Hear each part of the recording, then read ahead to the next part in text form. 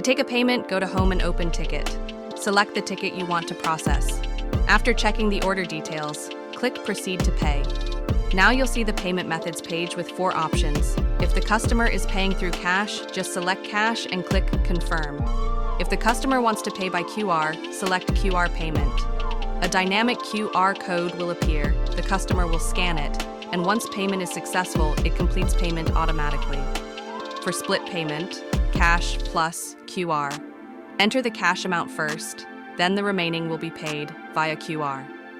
After entering the QR amount, confirm, and the QR code will appear for scanning. Once the QR payment is successful, the system will automatically finish the transaction and the payment is completed.